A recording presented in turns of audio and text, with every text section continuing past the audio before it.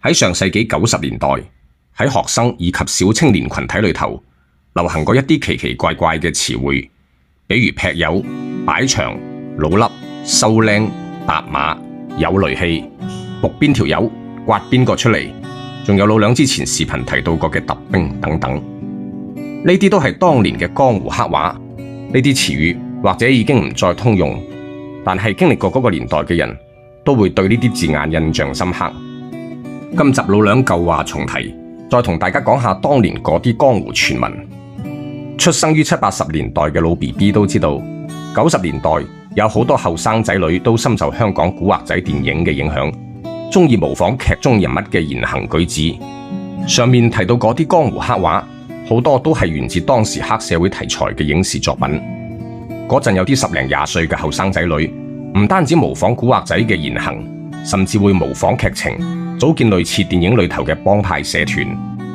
老梁喺西關地讀初中嗰時，就聽過一啲所謂嘅幫派名號，比如藍戰士、中區、黑太陽之類。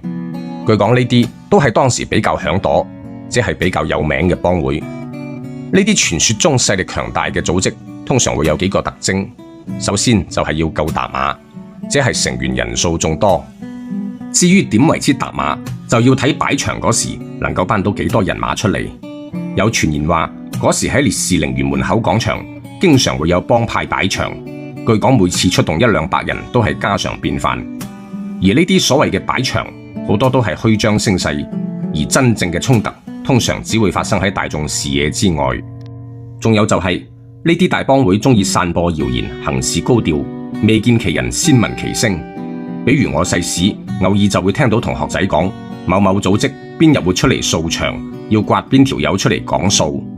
只要一聽到呢啲消息，我哋返學放學都會特別小心，避免經過僻靜嘅橫街窄巷。只要遠遠見到嗰啲3、5成群嘅社會青年，我哋都會急急腳擰頭走，驚死惹到麻煩。但係喺傳言背後，其實冇幾多人真係見過呢啲幫會嘅活動。呢啲所謂嘅大幫派，仲有一個特徵，就係內部層級分明。比如當年喺東山地區有個傳說中嘅組織，內部根據成員嘅資歷跟邊個大佬分成唔同輩分，自稱為1代、2代乃至6代、7代，每一代都有自己嘅領頭大佬。據講喺嗰個組織裏頭做得大佬嘅背後都有不便言明嘅勢力撐腰。更有傳言話佢哋有個別大佬當年因為屢屢犯事，天王老子都保唔住，已經飲恨西北。反正關於呢啲類似黑社會組織嘅傳說，當年喺廣州學生群體之中傳嚟傳去，真假莫辨。而我哋喺校園裏頭見得到嘅，都只係個別自稱喺外面有大佬罩住嘅爛仔。呢啲人有時會喺校園內外哈哈霸霸，有時又會好似好夠義氣咁。用而家嘅眼光睇返轉頭，嗰時嘅校園爛仔，要麼霸凌同學，要麼小偷小摸，好多都係為咗貪圖刺激，滿足物慾，顯擺威風，吸引女生關注。老梁喺大半年前出過幾集探討90年代爛仔問題嘅視頻，引起好多人嘅關注同熱議。後嚟基於某啲原因，我暫停咗以上話題。直到最近，有個老同學將佢知道嘅江湖舊事講俾我聽，希望我用短視頻同廣大漢官分享呢啲青春記憶。其實每個時代都有各自嘅特點，各種社會問題嘅出現都係源於當時嘅社會環境同風氣。希望呢啲塵封往事可以等我哋重拾青春激情，啟發往後餘生。告誡年青一代必須要堅守善念，行走正路，唔好好似當年嗰啲江湖兒女咁樣，為咗一時刺激悔恨終身。